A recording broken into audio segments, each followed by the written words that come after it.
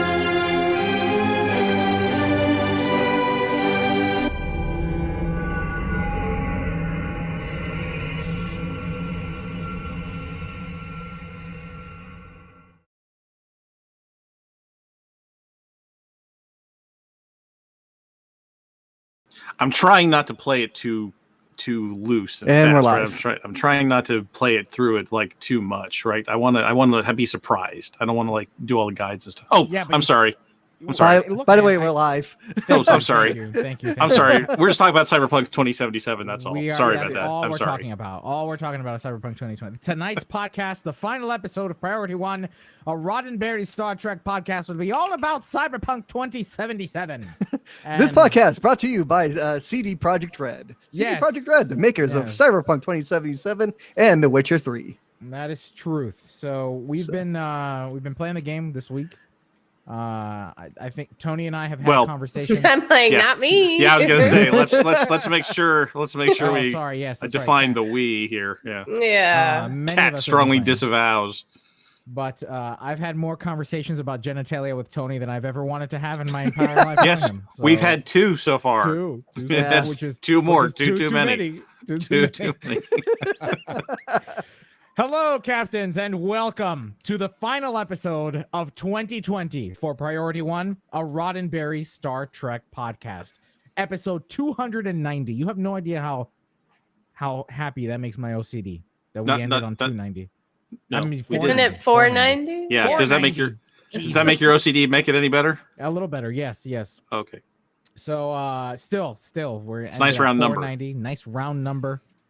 490 done for the year, done for 2020. So yeah, that's it. You guys excited for 2 weeks off? Sure. I'll take 2 weeks off. Yeah, good. I have this week off work. Yay. I'm more excited about that than being off the podcast. I was gonna say, can I tell my clients that you just gave me 2 weeks off? I'll let them know that Elio says I'm done. Just put it out of office on your email. That's right. They'll figure it out. See you in 2021, guys. See you on the other side. Zeph of the amazing Zeph Films says, "Can I take over the show for 2 weeks?" Sure thing, Zeph. You're more than welcome to. I'm gonna set you up. Except once the blooper episode, which should be hilarious. The blooper episode I release usually the New Year's Day. It depends. It depends when Skiffy's done with it, but usually it's gonna be the final Friday of the year. Nice.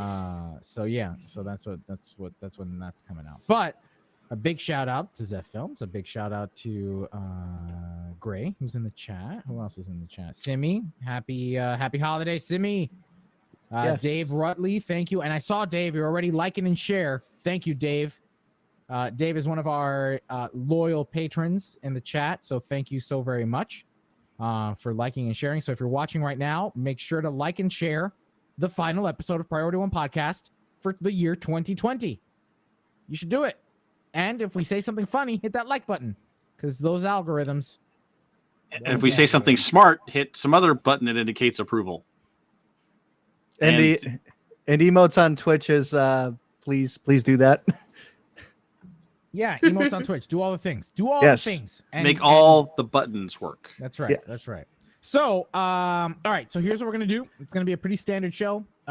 Pretty straightforward, although a little light, because we spent nearly an hour, Kat and I, talking to Star Trek Online's executive producer Andre Emerson and community manager Mike Fadum. Almost an hour with some like game-shattering news that is not out yet. So yeah, it's actually it's a This pretty is my big surprise deal. face. It's a pretty big deal. Yeah, those guys are delightful. Wait, I can emote that. What was that? I said, wait, I can emote that. Pog. There you Good. go. Nice. So we're talking about things that are going to really shift the game in 2021. They didn't outright say it, but it was very clear by reading between the lines. Right, Kat? Yes. Okay, good. So, yeah, that's coming out on Friday. And then we'll have him on again, in February or so. Because after the shattering is done. After the shattering is done, yes. Okay. Yeah. After they get done with all the shattering. Episode. Okay. So make sure if you aren't already, if you haven't already pointed whatever podcast catcher that you own or use for all your podcasts on your mobile device, make sure that you click this link right now that I'm throwing in the chat for Restream, which goes out to everybody on YouTube, Facebook, and Twitter. I missed one. YouTube, Facebook, Twitter, Twitch. Click on that button. The one I'm looking at. Click on that link, and then big purple letters. That'll take you to where you can subscribe and where you can already sign up to not miss the episode. All right, so yeah, let's get this party started, shall we? Let's. The party has started. We can just start recording it now. Yep. All right, Tony, you're gonna keep an eye on. Yeah, I'll do your time stamps for you. Okay. All right, intro in 3, 2. This week on episode 409. Actually, Tony, you do it. Sure.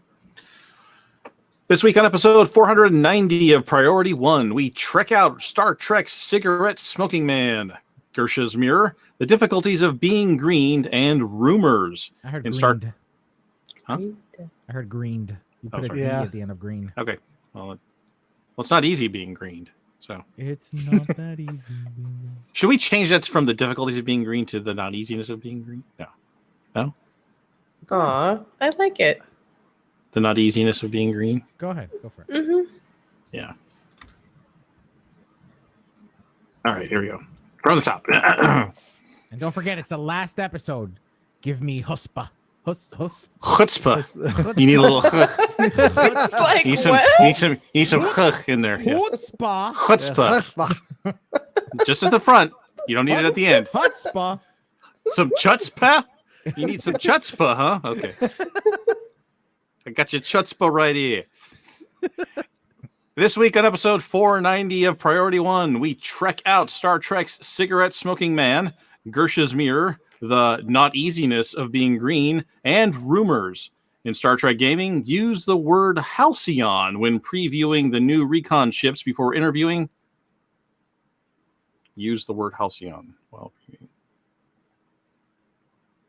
I'm going to put a comma here. Comma. Yeah. Yeah. Comma. Ships, comma. Cam. Yeah. In Star Trek Gaming, use the word halcyon when previewing the new recon ships before interviewing Star Trek Online's executive producer, Andre Emerson. Then we look on screen to review Discovery's Season 3 episode, Terra Firma, Part 1. Hello, Captains. You're listening to episode 490 of Priority One, a Roddenberry Star Trek podcast. Your last recap and review of all the major news happening in the Star Trek multiverse for the year 2020. This episode was recorded live on Tuesday. This episode was recorded in part live on Tuesday, December 15th, 2020, and available for download or streaming on Friday, December 18th at PriorityOnePodcast.com. I'm Elio. I'm Kat. I'm Tony. And in our technical booth is our live stream technician extraordinaire, Brandon. Hey, guys. All right, guys, it's the final episode of 2020. What a year. We were working from home. We had to we didn't have to transition. We didn't have We've to already transition been doing at it. all. Yes. Yeah. This is our bag. We do this. This is our bag indeed. Indeed. Are you guys excited for the holidays? Mm-hmm. Mm-hmm. Yeah. Well, I'll be doing the same thing I usually do. Good banter, guys. That's so great. Let's Yeah. move on then. You guys are just so... This is quality banter. Yeah. Hey, Captains, each week you can listen to banter like this. But between episodes, we love to banter with you. I have a feeling I'm going to cut all of that. So don't refer to the Pretend. banter. Okay. Yeah, all right. forget the banter. Forget the banter. It's the It was worst. exception. It was Are you the guys cutting room excited for floor. the holidays? Sure. Yeah. I like snow and Santa Claus. Me playing Cyberpunk 2077. What'd you say? Oh my God! Yeah.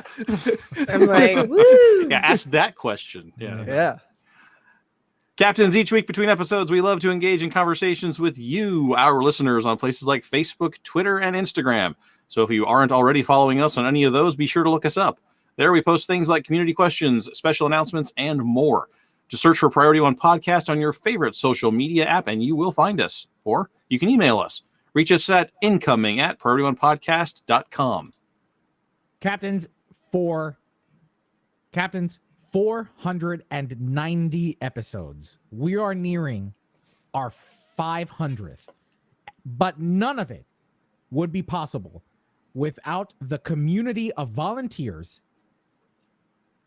who donate their time and talents to producing this show. I'm talking from my co-hosts to our live stream technician, who also doubles as one of our audio editors, to the rest of the audio team that works tirelessly to clean up the live stream to then produce a show on Friday that you listen to.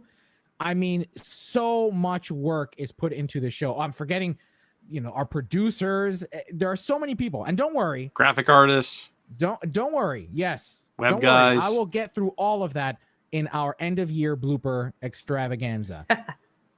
Until then, though, I do want to remind you that this is, in fact, a community-driven podcast. Like community theater, we rely on our patrons to offer support so that we can continue to produce the quality content you've come to expect each and every week, to then support the entire team.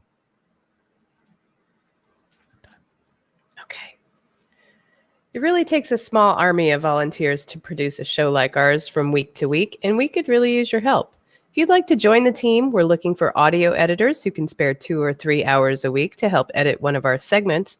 Or if you're into video editing, someone who might be willing to clean up our live stream so that we can publish it as a video companion to the podcast.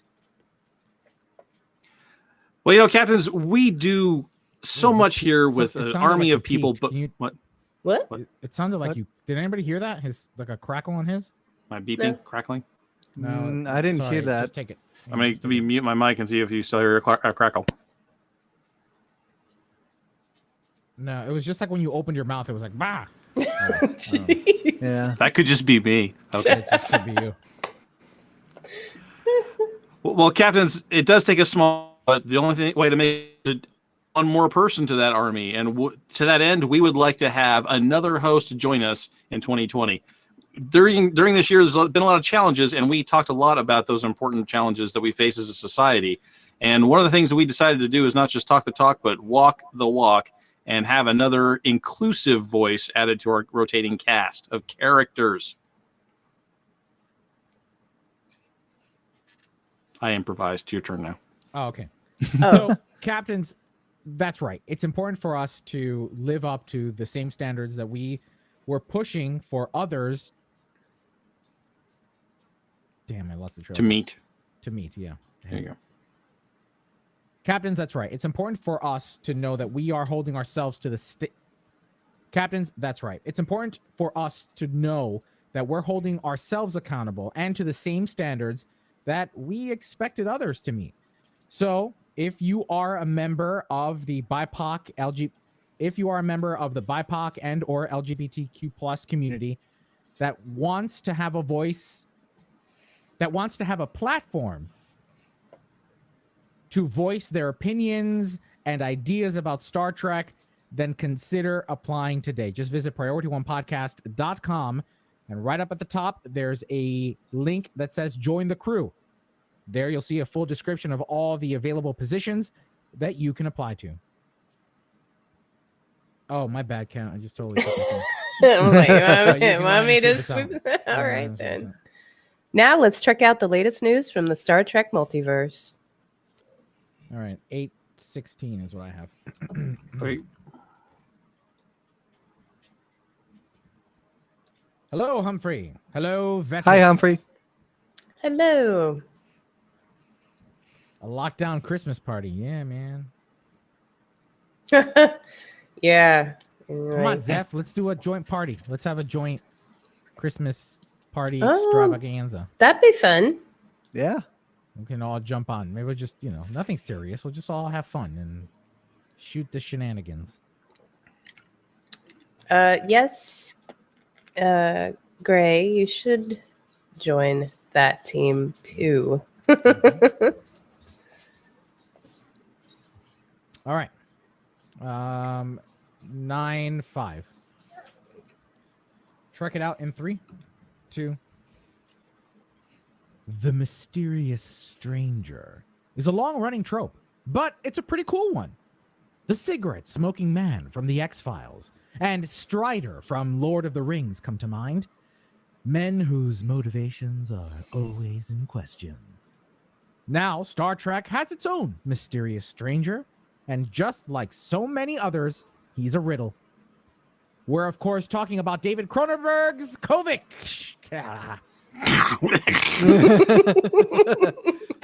He's got some chutzpah. Is it Kovic?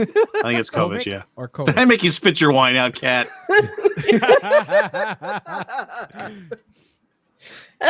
My work here is done. Woo!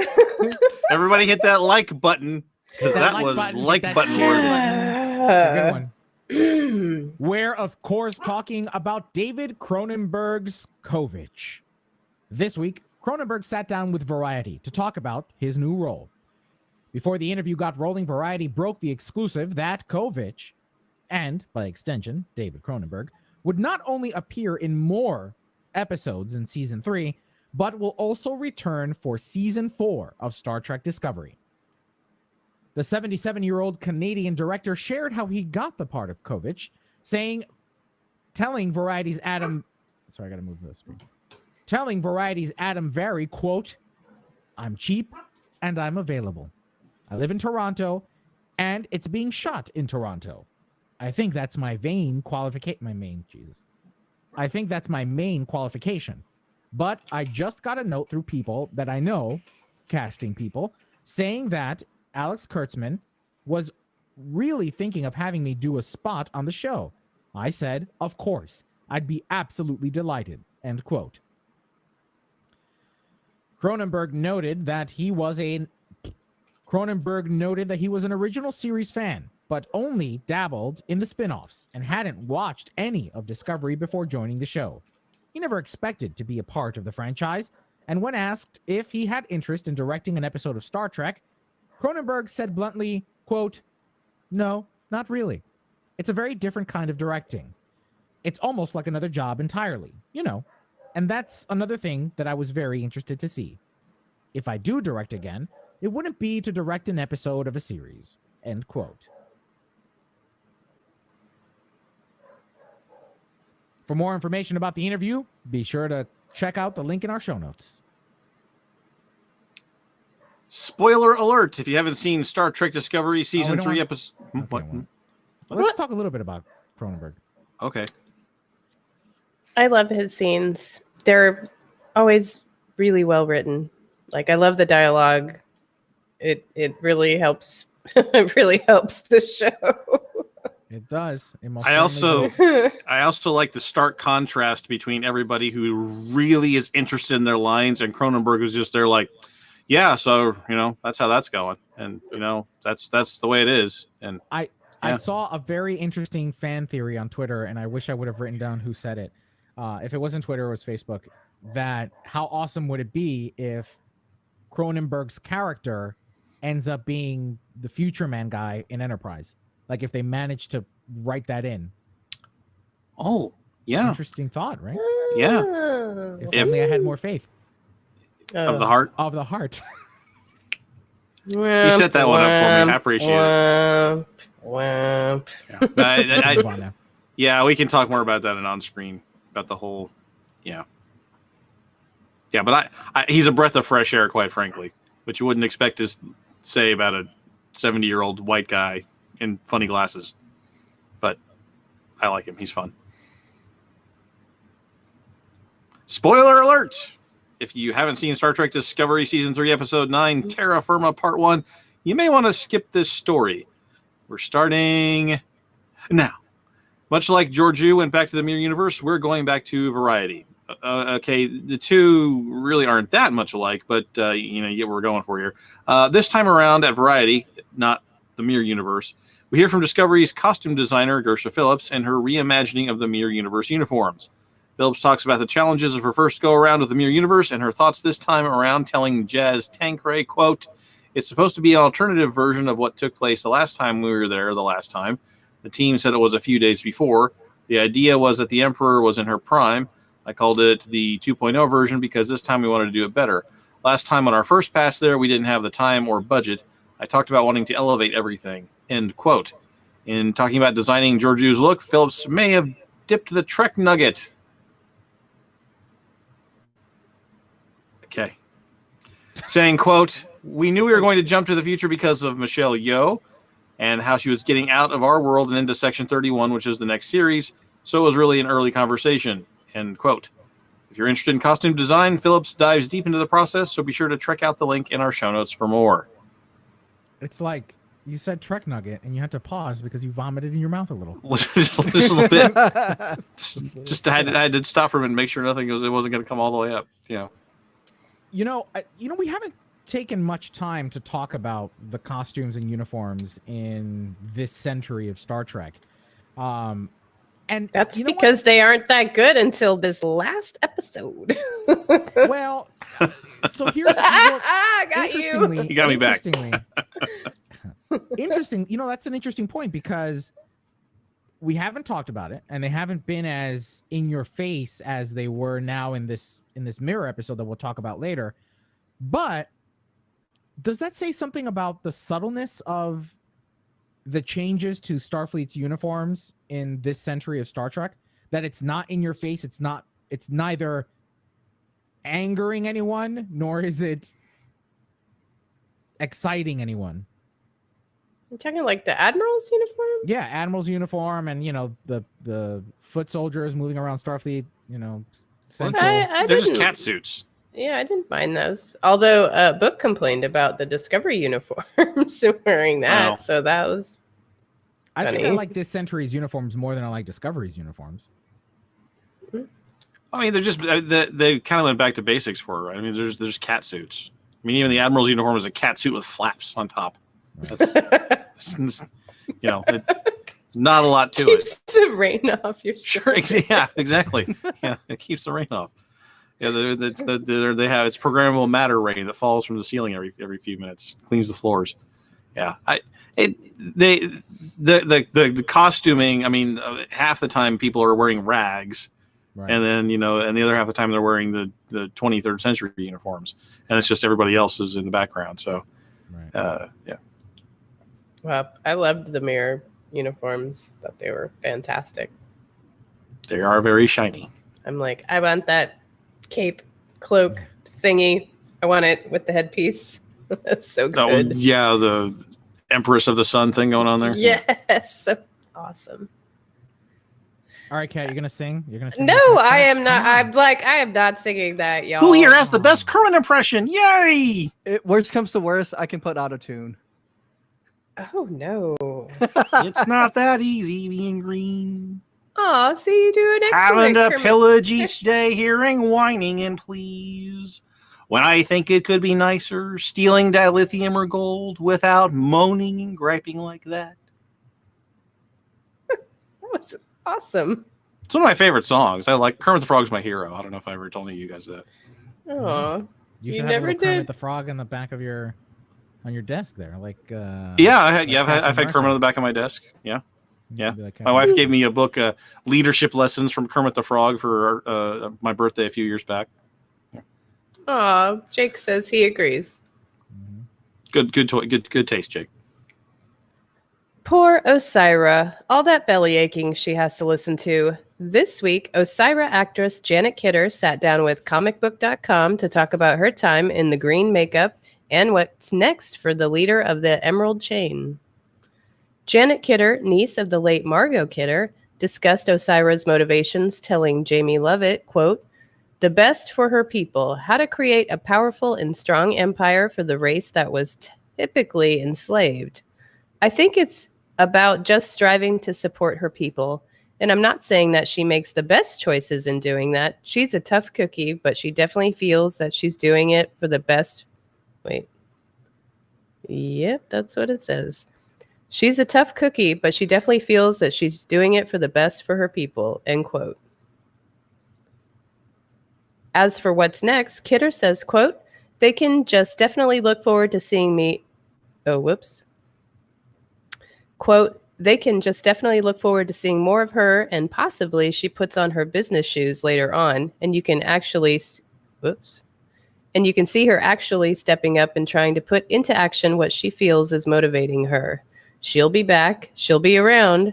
I think she's a wonderful character, and I just hope that everyone enjoys seeing her as much as I enjoyed playing her. And they'll see lots of stuff from her in later episodes," end quote. Interesting. Actually, Tony, go ahead and lead us into the community question already.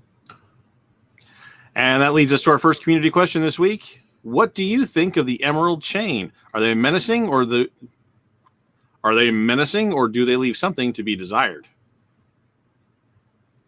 Keep going. The other red part. There's Oh, that red sorry. part. Let us know. Now. Let us know in the comment section for this episode at PriorityOnePodcast.com or by reply to our community question post on our social. By replying. Okay. You want to put that in there? There we go. There. Now that it's in the copy, You need to I'll read stop it that drinking way. aspartame. I was brain reading the lesions. copy exactly as written. Don't you go accusing me of lesioned brainage, sir. Sir. Let us know in the comment section for this episode at PriorityOnePodcast.com or by Hold on, no, replying. you gotta take it. You gotta take it Reply. because you sound like you're laughing. So I was laughing. Okay, You were, I'll you stop. I'll stop sounding happy. Turn it down a little bit. Let us know in the comment section, everybody. Not that somber. Okay, all right. Turn it back in the middle. See, you got Brandon doing it now too. Less No, Tony, that's too Eeyore. much. No, Less Tony, that's too Eeyore. little. Tony, put it in the middle. You got Brandon doing this now. Well, I'm a music producer, so I'm allowed to do that. So. You're okay. You can say put it. Okay, all right. Yeah. Let us know in the comment section for this episode at PriorityOnePodcast.com or by replying to our community question post on our social media channels like Facebook, Twitter, and Instagram.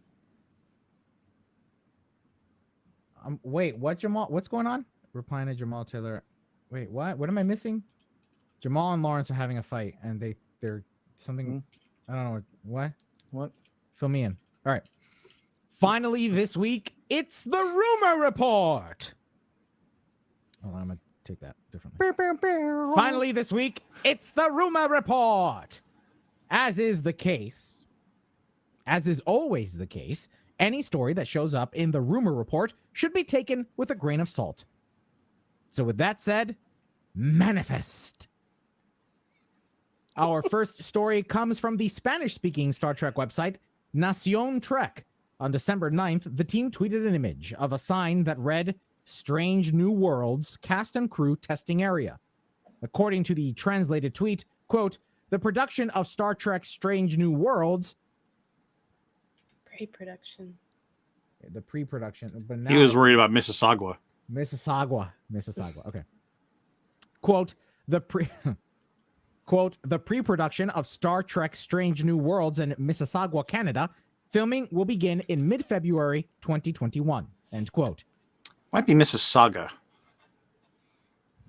Mississauga. Yeah, you're right. It's Mississauga. Right. Are there any Canadians? Can we get a ruling? According to the translated tweet, quote, the pre-production of Star Trek Strange New Worlds in Mississauga, Canada. There you go. There's a pronunciation. Mississauga.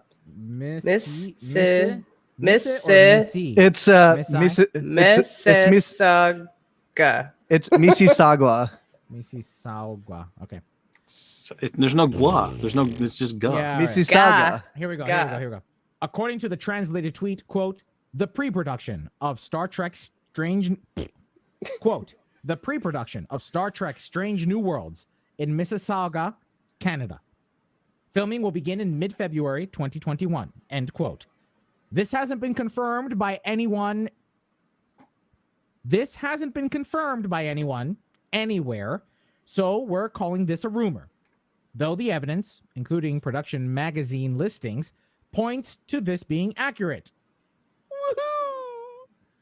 Our next stop is the gossip site, the infamous gossip site, WeGotThisCovered.com. Scott Campbell is reporting,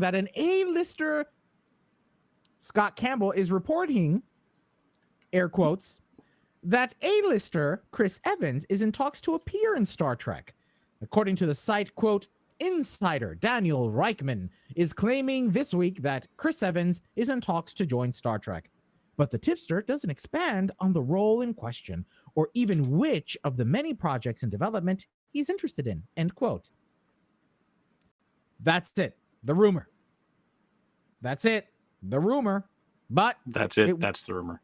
Oh, that's it. I was wondering why it sounded wrong. That's it. That's the rumor. But it would be nice to... I don't want to say this. But that's it. That's the rumor. So which Chris's would we be missing then? We've got Pine. Hemsworth. Oh, no. He's already been in it. That's all the Chris's. Oh, isn't there Pratt. a fourth Chris? Chris Pratt. We're missing Chris Pratt. That's right. Okay. I'm okay to miss Chris Pratt. I'm gonna, yeah. That's no Andy Dwyer? No Parks and Rec? No. Okay. Yeah, I think. I mean, what's Chris Evans kind of working on now that he's not doing Avengers anymore, right? He's working on collecting royalty checks from Marvel. That's what he's doing. Exactly. So I don't know. After I don't know that his clout is the same as it was before, but it might very well be. He's like, this is America's ass. What clout does he need? He doesn't need any more clout. It's like, do you want this or not? Yep. All right, let's sweep out. All right, then. Well, Captains, that's all the news we have to trek out this week. Now let's find out what happened in the world of Star Trek gaming. 2540. People in the chat saying Chris Evans, 6shot88 says that he wants to focus on directing. Zakaria Khan over on YouTube says Disney should buy Star Trek. No. No. Ain't never gonna happen. No. Oh yeah, because they sure know how to shoot themselves in the foot. Say no. All right, let's move on to gaming. 2615. All right, gaming in 3, 2. Wait, hold on. Oh, these are assigned to anybody. All right, so I'll take the first one. Actually, you know what, Kat? Yeah, you take the first one.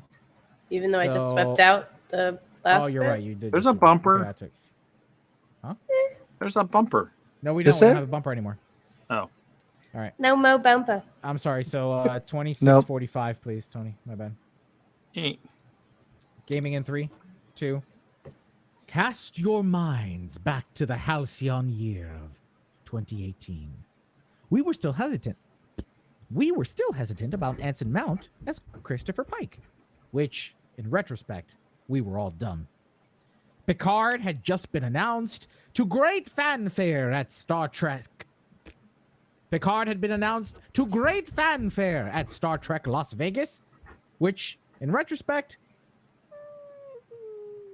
let's see what happens with season 2. And in 2411, Recon Destroyers hit Star Trek Online and proved that you could never have too many nacelles. The Lafayette and Ketha classes put a jubilant cadence in our hearts, yet allied factions... I gotta move the screen for these word dances that I have to do. The Lafayette and Ketha classes put a jubilant cadence in our hearts, yet allied factions were left out of the fun. At long last, Crispdick? Cryptic. Crispdick. Yo, Panda. Now I know that anytime I read Panda's stuff, I have to, like, rubber baby Bucky. You see? The tip of the lips, the teeth, the tongue. Yep. Mm-hmm. The Lafayette and Ketha classes put a jubilant cadence in our heart. The Lafayette and Ketha classes put a jubilant cadence in our hearts, yet allied factions were left out of the fun. At long last, Cryptic has addressed that imbalance with the Jem'Hadar, Vanguard, and Romulan Rahe Recon Destroyers. Now, Dominion and Republic captains can unleash hyper-tyranny. Trinary. Hyper-trinary hell. Now, Dominion and Republic captains can unleash hyper-trinary hell on unlucky targets in a faction flavor-appropriate manner. The Rahe and Vanguard Recon Destroyers are, in all other respects, identical to their Federation and Klingon Defense Force counterparts. For our overall impressions of these Recon Destroyer classes, slingshot around to episode 379 of Priority 1 podcast.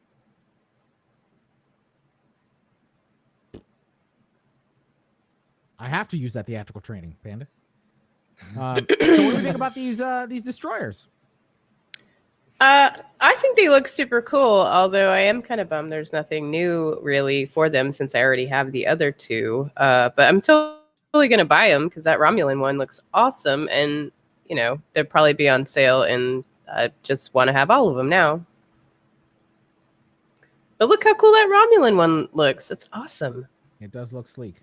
Yeah. Wait, why did you say that you had these are variants of a ship that already happened, or? Yeah, so they released back when we did however many 20 episodes ago. 120. 121. Oh, well, but math is not my strong suit. So I'm just saying kudos to the producers that went back and dug that out of the archives. Well done. that was way to go, Panda. Yeah, so we had the Fed version and the KDF version of these already. So, yeah, these are just the Romulan and Jem'Hadar variants of those. So the traits are the same. The, console is the same. But they still look cool, and I'm still going to buy them. But I also like those ships. I think, the layout is good, and the bridge officer seating is good. Well, that leads us to our next community question this week. What missing ship types for the Romulan and Jem'Hadar factions do you want Cryptic to release next? Remember, answer these community questions on our website at PriorityOnePodcast.com, or just wait for our community question posts on social media.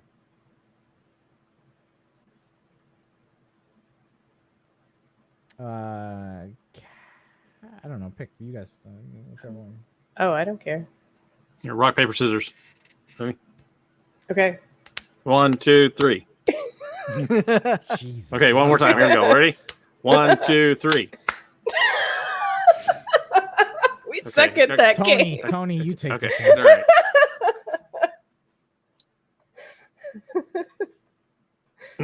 Lawyer brains. Yeah, so we did rock and then we did paper. Guess what we were going to do next, huh?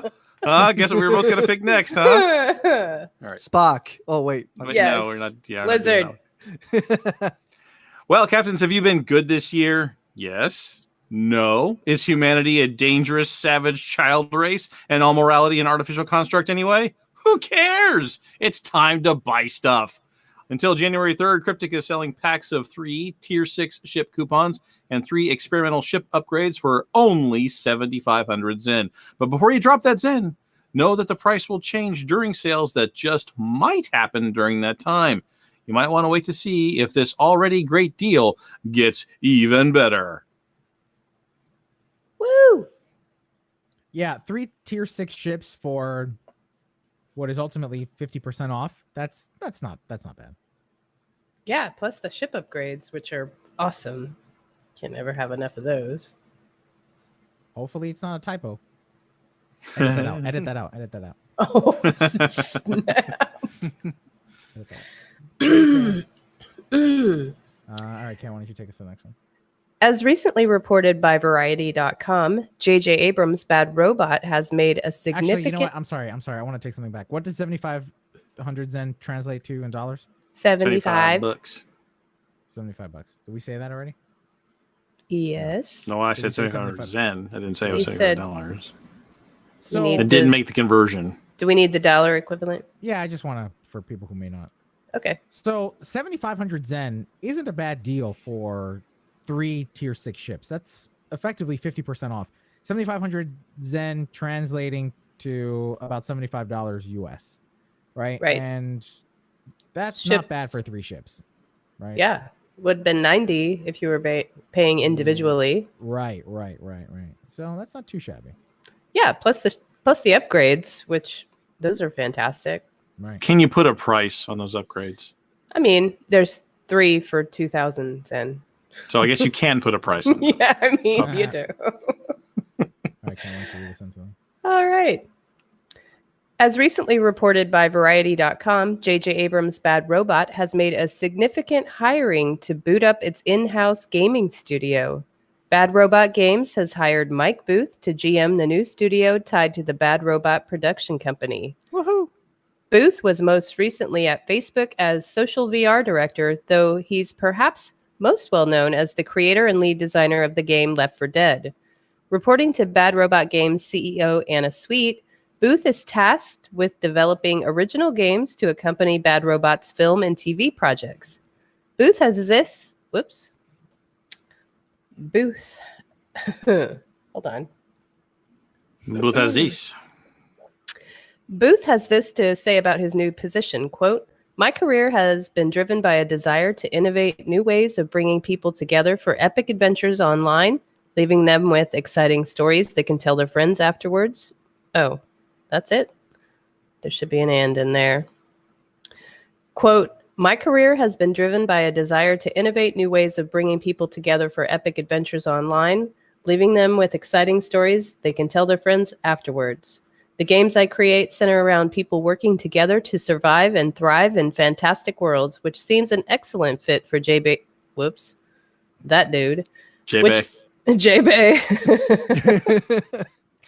Which seems an excellent fit for J.J. Abrams' approach to movie making. End quote.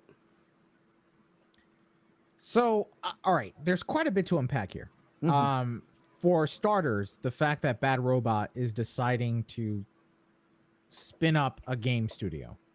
I'm kind of like, I want to take this with like a grain of salt. I don't want to be too excited about it, I guess is what I'm trying to say.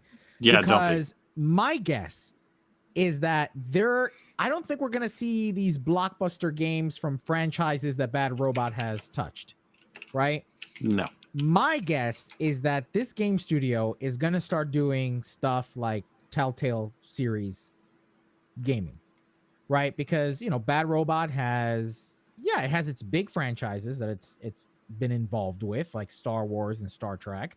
But we're also talking about television shows, right? We're talking about Alias, Lost, Fringe, Yes. Person of Interest, Castle Rock, Westworld, all these shows that could do well in like a Telltale series style gameplay on Steam or whatnot.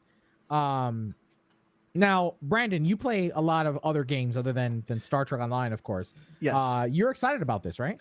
Yeah, I am, because he also was, of course, was part of Left 4 Dead, excuse me, but he also was part of the Evolve team that did the kind of the pioneer of the 4 versus 1 genre of video games nowadays, and like he's also done all sorts of cool games like Team Fortress 2, Command and Conquer, Red Alert 2, some of these like really classic but iconic games, and like I don't see him doing something like counter like what you know, the Left for not Left 4 Dead, but something like what Telltale did. I see something more along the lines of like a like an adventure, like a first person adventure game.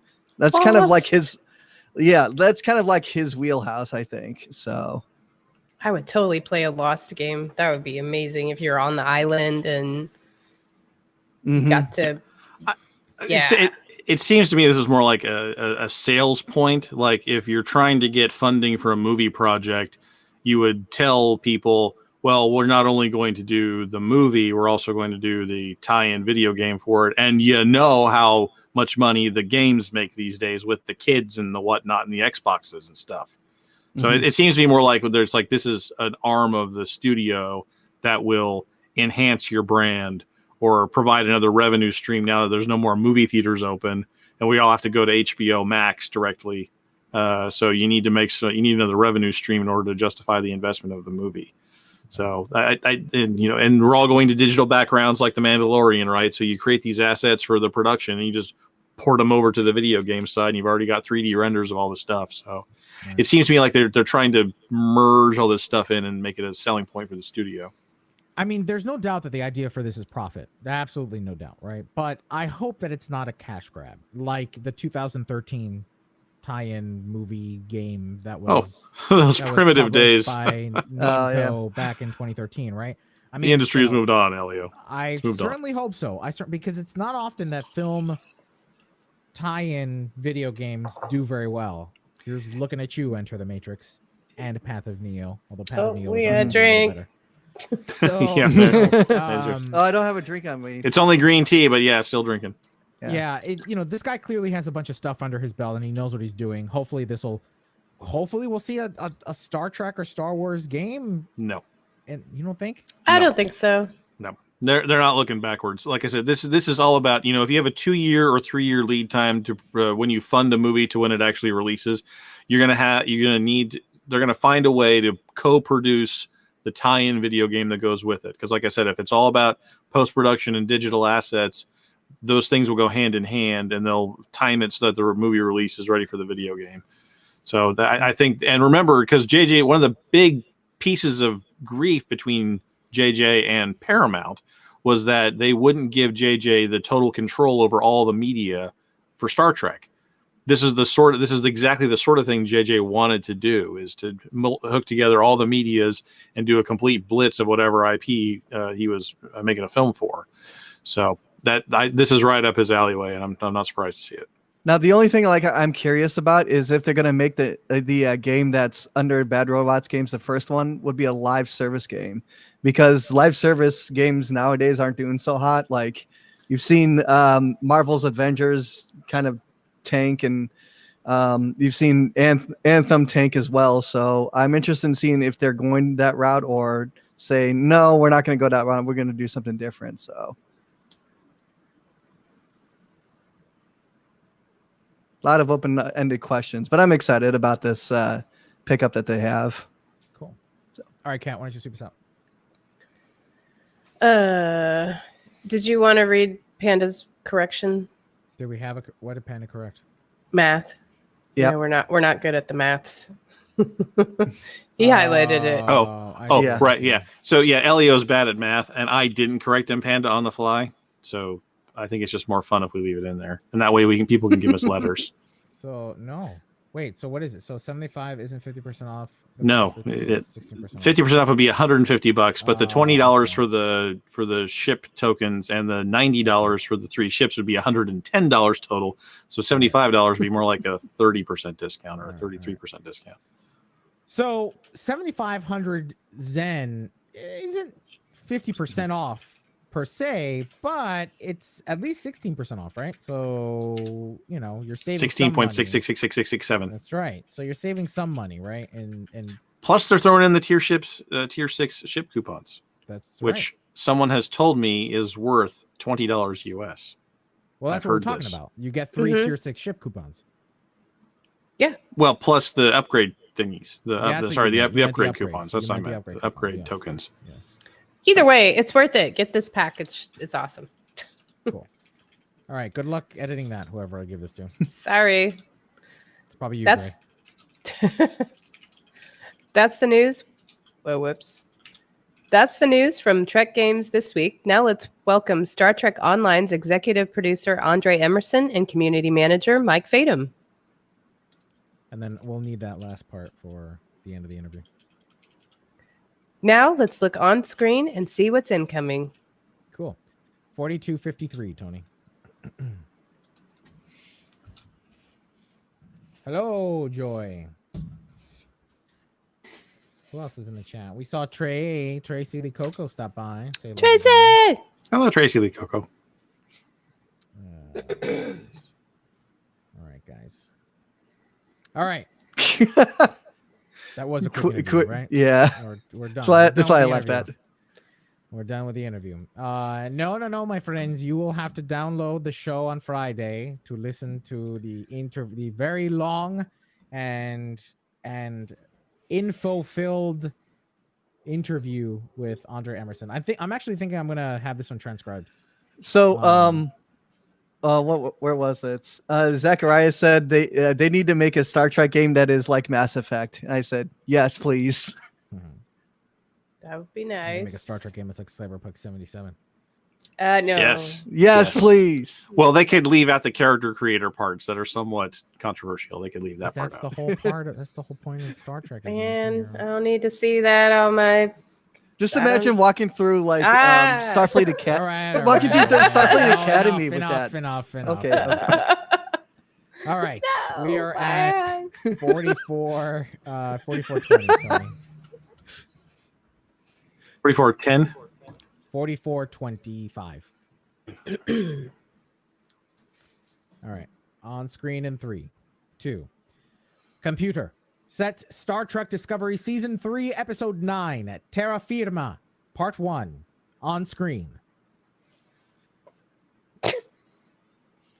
Terra Firma. What? I was just reading. You're reading ahead. All right. Okay. This week on Star Trek Discovery, the Admiral tells Saru to do whatever Michael wants. The Discovery leaves an important Starfleet crisis behind to deal with the needs of the One, and the crew does the bidding of whatever sentient computer or mysterious alien tells them to do. There were a couple of new things, though. First, there's a trip to the Mirror Universe, and the Kelpians were sending the distress signal at the burn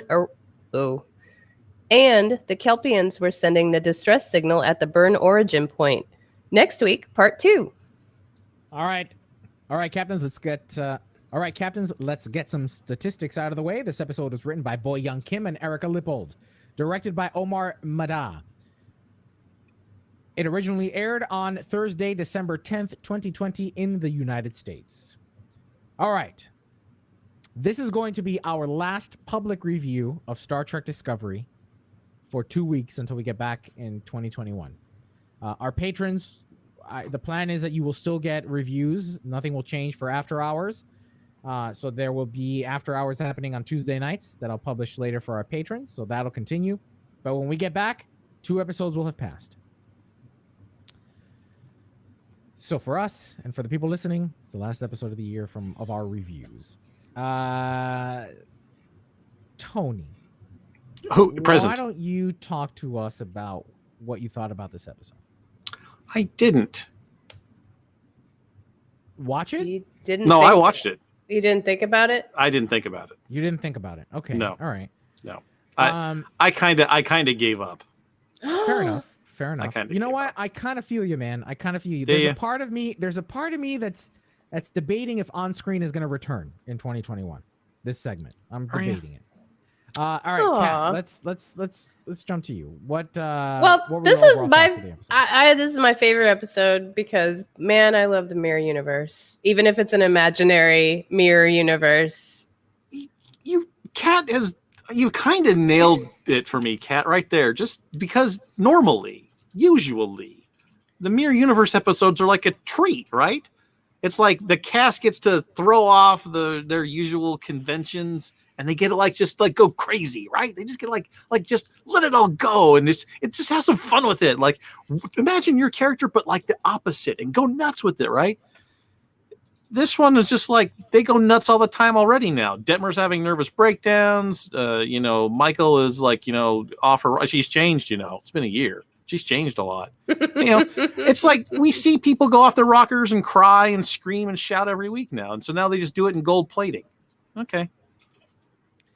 Yeah, but they do it evilly. Oh, right, and in purple lipstick. Yeah. You know what? That's a good point, though. Yeah. We have in series past seen a juxtaposition. There's been a clear difference between the characters that we've come to know and love and then their counterparts, and it becomes a fun episode, right? I think of Enterprise. I Through a think mirror darkly. Yeah, I think enjoyed it the most. Oh, they just threw themselves at it. Yes, yeah. DS9, the same thing. I mean, they threw themselves at it. Right. And so I think this lacked because we still I think we're still on this journey of discovery. Haha, no pun intended. Yeah. With the bridge crew, right? It wasn't until this season and the end of last season that we started to get that sense of the bridge crew, learning about these different people and giving them more than 3 words per episode. That this does feel a little it doesn't feel as fun. I can understand that. Kat, anything else? I loved to see Killy. I love the outfits. I love the mirror universe, even though it was imaginary, probably, and supposed to be fixing Giorgio, which that's a whole other issue. But we got to see more David Cronenberg, and his scenes are always delightful. That's good. Yes, I mean gives us the best dialogue, the most cohesive, well written aspects of the show. Well, I think that's a cohesive. Good point. I think that's let's do that then. Let's talk a little bit about the episode in terms of its position in lore, right? So the episode opens up with Cronenberg's character Kovic explaining these things that happened during the temporal Cold Wars. And I wrote down 4 points because it was a brief scene, but there was a lot to unpack. First off, they know about Spock traveling into the Kelvin universe. They're aware of it because he explains that Yor crossed into the future, went ahead into the future, and then crossed over as a result of a Romulan mining ship. He doesn't say the Narada. He refers to a Romulan mining ship. But that doesn't mean that Spock crossover too. I guess he's talking. He knows that universe exists and branched off of Yeah. All right. So okay, it could be a stretch to interpret it as they know about Spock having gone over there, but they know about the Kelvin universe, right? Our Prime universe is aware of the Kelvin universe. Yes. Which means that the Kelvin universe is another mirror universe, right? It is Earth C dimension 137 that Rick Sanchez crosses over, whenever he wants. You've got the mirror universe and you've got Kelvin universe. Right. It is yet another reason why Mike McMahon should be the runner of the keeper of Star Trek lore, because he gets the Rick and Morty multidimensional thing. Yeah. And then they kind of set us up to the concept as watchers, as viewers, that we can't go back to the Kelvin universe. That's never happening again. It's ironclad. He describes don't even start that interdimensional displacement restriction. That's ironclad, right? Yeah. So, yeah, how do we feel about that? How do we feel about? I kind of feel like they shoehorned the Kelvin thing. A little bit, yeah. Yeah, a lot bit. All right. And yeah. How much time do we have? As much time as you want. So We're an So- hour in, so Okay, well, a couple things. Just I'll try to be as brief as possible. A couple things. I'm about sick of the temporal accords thing. We just talked about one of the good things they took from Enterprise, season 4 Enterprise, some of the best Trek ever filmed. Right, the Mirror Universe thing, awesome bit. They take the worst bit of Enterprise, the temporal Cold War, and they stick this in here. And they've been doing it all season long with these temporal accords thing. They just throw them out there for ridiculous reasons, like the past can't interfere with the future. Temporal accords say you can't do that. What? But then they put an addendum on there because we want to introduce another rule that says we can't do dimensional things. Okay, fine. Let me just ask a quick question. Who's enforcing these temporal accords? The Federation's kaput. Their main rival is a criminal gang. Where are the Romulans? Maybe it's Carl. I mean, Carl when Sonequa Martin Green says, "Are you doing this to her?" Carl says, "It's not my work you're seeing here." Maybe all of this is being so it's run by a guy in a demigods. bowler hat. Well, all right. So let's move into that. Let's move on to Carl. We're skipping a step. Okay, because the magic computer said go to this place, didn't tell him why, didn't tell him what for, didn't want to tell him what to expect him to find. The computer says go there, so we'll just do that. Therein lies a problem that I have with this season as a whole, which I'll get to in a second. But let's try to overlook that for a moment. I'll try so hard. So we get to Danis 5, which is the winter version of the pilot episode of Discovery. Yes. Right? So we see that juxtaposition. Have you ever seen the more desolate planet ever? Yeah.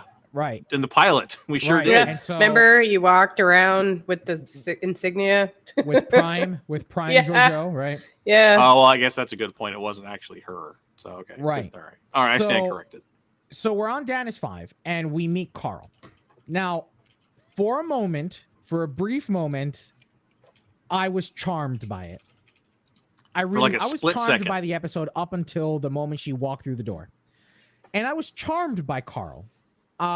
First of all, if you didn't notice, he's reading the Star Dispatch. The newspaper he's reading is the same publication as the one scene where Edith Keeler's dead, right? It's the same newspaper from Oh, that's a fun callback. Yes. Yeah, I noticed that. So we are dealing with a alien species that is on par with Q, the Guardian of Forever, Adonis, what the comic book, the IDW series ended up doing with the Q war, right? Just a quick question. It was the same newspaper that Edith Keeler death? The same publication. So it's the Star Dispatch.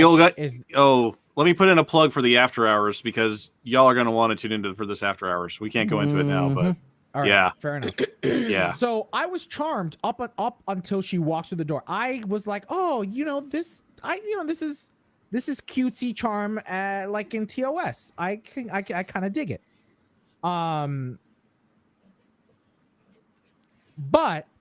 I have to, but the writers, it was like they read the memory alpha of those episodes and what Q is and what the Guardian of Forever. It's like they read the memory alpha and then we're like, okay, we'll do something with that, and we're gonna write Carl. We're gonna write Carl.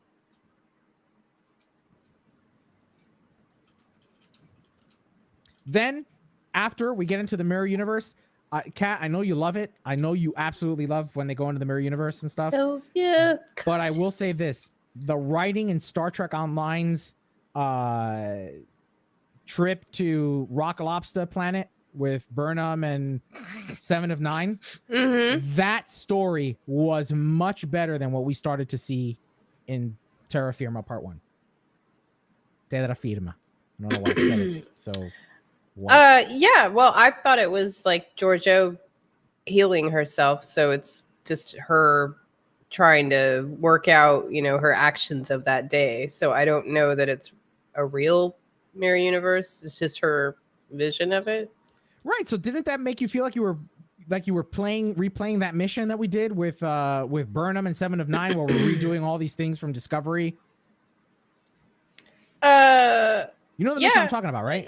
Of course, yes, Lincoln. but yeah, I mean, but I thought the point was that Giorgio is experiencing this sickness, and this is the way for her to resolve her issues that are pulling her dimensionally and across time, or whatever's happening with her body. I really hope that is the case, that this is a simulacra, a simulation thing. No. And not, you say no, right? And it's funny you say no, because I got a real hearty laugh going over to Memory Alpha reading up on Mirror Stamets, because I remember thinking to myself, wait a minute, Mirror Stamets plays an integral role in season 1 of Discovery in getting our Stamets back and discovering the rotting of the mycelial network. And yet, in this episode, he gets stabbed in the throat. Mm-hmm. To which I go, well, that screws up everything. So are they throwing their own cannon in a blender? And then I went to Memory Alpha, and Memory Alpha did a bang-up job spinning it, because they were like, alternate universe Mirror Stamets. And I got a good laugh out of that, because I think they're holding the writers too high regard. It's at least possible, and correct me if there's something I'm missing here, that the Mirror Stamets, because Mirror Stamets died in the episode with Lorca, right? In season 1. Didn't they zap him? Later. After he came back. Prime Stamets to fix the problem by blowing up the Charon because of the thing. Now, he's in a coma in the Mirror Universe, but so maybe he's not dead, although that was a lot of blood on that stage in this last episode, right? So if she kills him, that ruins all of season 1, right? So hopefully this is either a simulation, or they explain that Stamets is not dead and now he's in his coma.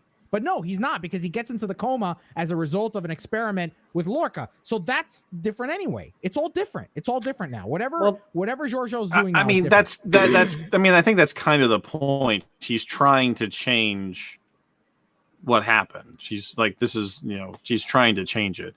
Maybe it'll wind up like Tapestry, right? It'll wind up, this is, It's a Wonderful Life. It'll be that kind of thing. I don't know. This is why, like I said at the top, I just stopped thinking about it, because either it's going to be a reset thing, or it's going to be in her head, or they just don't care about their own canon, throw it in a blender.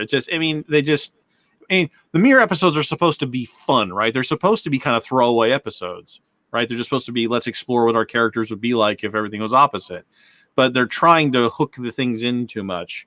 And I think that's where it loses a lot of the fun. And plus, to your point about the bridge crew, we don't know them very well. That's spot on too. It's like maybe Owashikun really is kind of a jerk and wants to beat up Reese. Maybe that's really how she is. I don't know. She was badass though, man. Yeah. Maybe she's always. Yeah. But we were missing Lorca, and I really wanted to see. I was hoping for a cameo as well. Me too. Same. If they said his name one more time, if they say his name one more time in part 2 of this without Jason Isaacs coming back, I'm gonna throw something at the television, because Rekha Sharma came back. Did you see Rekha Sharma? I did. Yeah, I saw Landry. I saw Landry. So I really hope they're setting us up for a cameo appearance by Jason Isaacs. I really hope that they are. I second that. Gray in the chat is saying, hey, let's not crap on the writers until we see the next episode. Here's the thing. We're not going to, you as the audience are not going to hear our next 2 episode reviews unless you subscribe to us on Patreon at the $10 level. $10 level once a month, and you get extra shows from Priority One Podcast. That's 2 plugs in one segment. Are we allowed to do that? I don't know that when we come back in 2021, we're still even going to review Star Trek for On Screen, and we might keep the reviews just for our patrons. We're 9 episodes in, and I have no idea what the season's about. Like, who's the villain? What's the conflict? What's the goal? Where are we? If plot is a ball thrown in the air to another catcher. I don't know where we are on the peak of this arch. Yeah, before are the we ball like in the starts to come upswing? back Are down. we in the middle? Is it downswinging? Yeah, I don't know. Did someone throw I it mean- over the fence? We got to go climb the fence and Yeah, get the ball from somebody else's yard. I just I don't think that where I have questions. What's up with the AI in the computer? Why aren't we exploring that more? I figured out what they're doing with Saru. What? Gonna make soup out of him? No, it is so we were talking a few episodes ago about how Saru is very green, right? Behind, he's just The Admiral said almost so. to the point of incompetence. But what they're trying to do, I think, is juxtapose this captain to all the other captains that we've seen in past Star Treks. Saru is not yet a Kirk. He is not yet a Sisko. He is not yet a Picard, a Janeway. He's not yet any of these captains who were seasoned and ready to go from the moment the camera started rolling. And I can appreciate that if they figured out how to do it a little better, where it doesn't seem like he's incompetent and just inexperienced. Maybe not incompetent, but very, very insecure. Sure. Tony's checked out. Tony's gone. Tony's like, Again, these episodes, the mirror episodes are supposed to be just fun, lighthearted, just. But I'm not even talking about the mirror episodes. I'm talking about before we went into the mirror.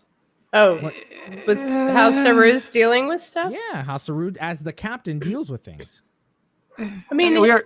No, good. Yeah. No, No, I mean, I think you're right. Like, he's learning his way. I mean, everybody's kind of thrown into this whole new experience, but yeah, some of this stuff is not necessary I'm like, he was way more commanding even before he was the actual captain. Right.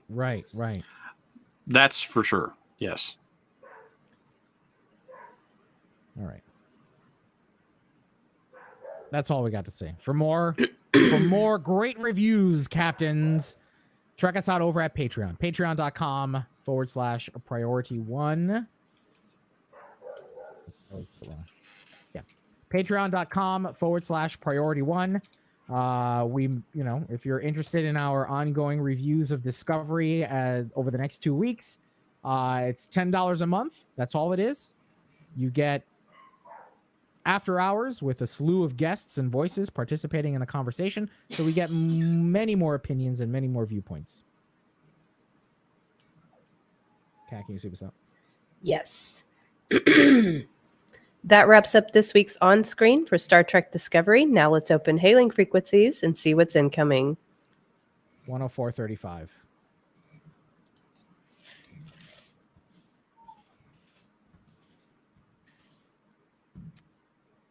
All right. All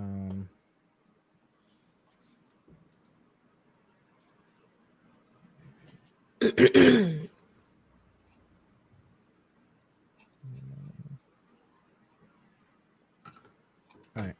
Yeah, well, do we only ask? We got some feedback this week. Yeah, Apparently, we asked the right question.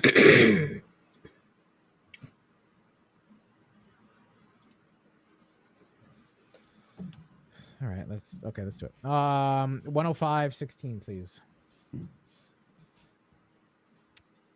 Feedback in 3, 2. Well, captains, hailing frequencies are now open, and we're ready to receive all of your incoming messages. Last week's community question was, are you more excited for Discovery Season 4, Picard Season 2, Lower Decks Season 2, or the Orville Season 3? On Twitter, Back to Babylon 5 writes, Lower Decks Season 2 is what I'm looking forward to the most. Picard's first season was disappointing despite a few good bits. Discovery's first 2 seasons wasted a great cast and characters and some fine production values on mediocre writing. And I've only seen bits of the Orville. Back to Babylon, you gotta watch Orville. Gotta watch Orville. Ken from Chicago writes in and says, Strange New World Season 1, but from the choices you gave, Picard Season 2, because it's the shortest wait, while Orville Season 2 is epic, While Orville Season 2 was epic, both it and Season 1 had some serious sexual harassment of the captain's ex-wife that was played for laughs. I'm surprised Elio has glossed over it. Why would I gloss over the Orville when we don't talk? This is not an Orville podcast, Ken. But it could be. We could call ourselves the Wilbur. I don't even tweet about it that often, Ken. I'm making a face at you, Ken. I'm making a. It's not good radio to make faces. I'll tell you that from experience. I'll just let you know. It doesn't come across on the recording, and Brandon's got to cut it. Yep. Golden Force 772 replies, I wouldn't hold my breath on the Orville. Most likely Discovery. Oh, wait, I can't read. Most likely Discovery, oddly enough. Bravo Mark Press wrote, my order, most to least, Orville 3, Lower Decks 2, Discovery 4, Picard 2. I'm with you on that one, Bravo Mark. I might reverse Lower Decks and Orville, maybe, but it's close. It's really close. Really close.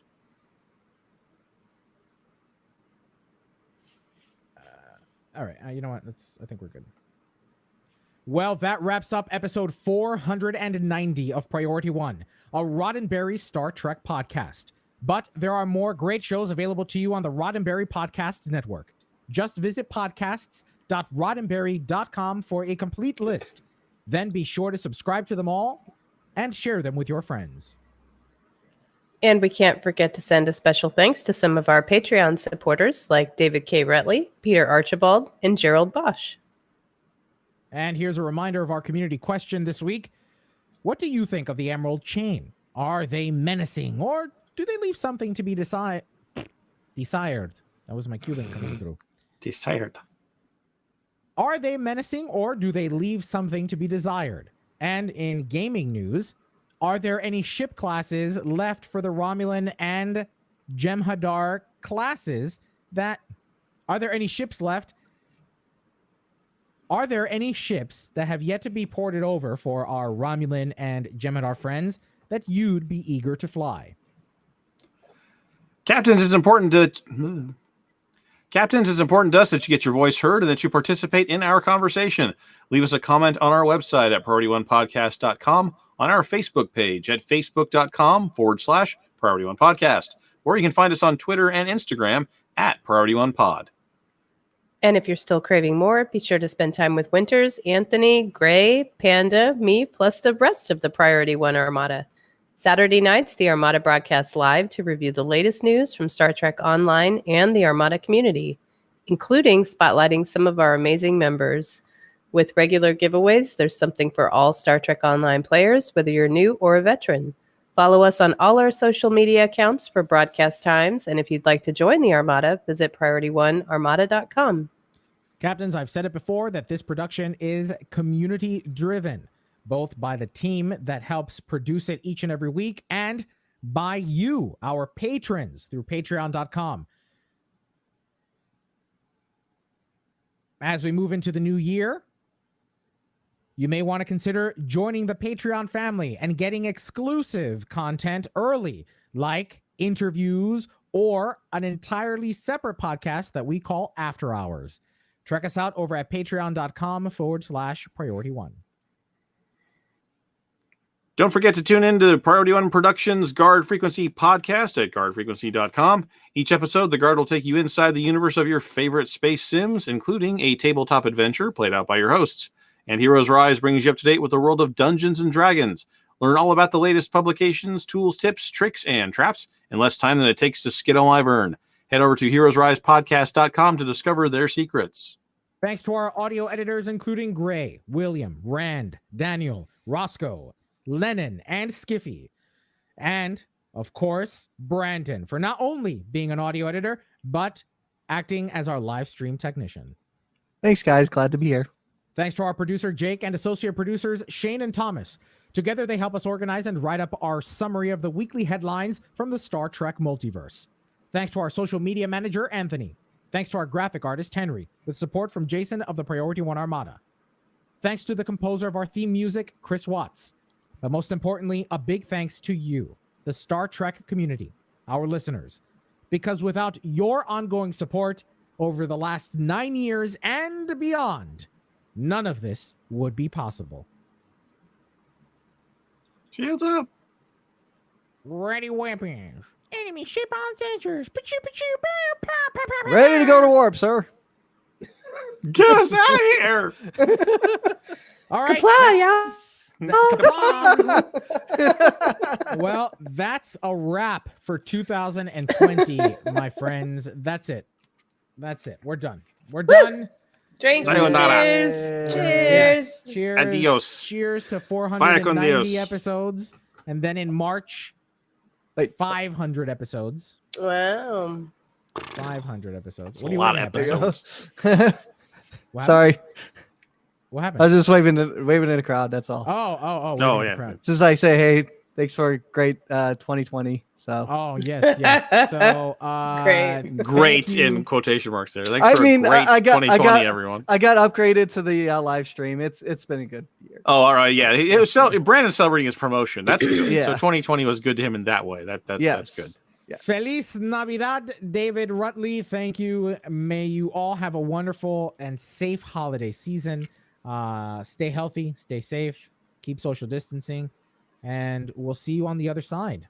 See you in 2021. See you in Bye, y'all. 2021. See you Bye, next year. guys. Bye. Bye, everybody. Bye.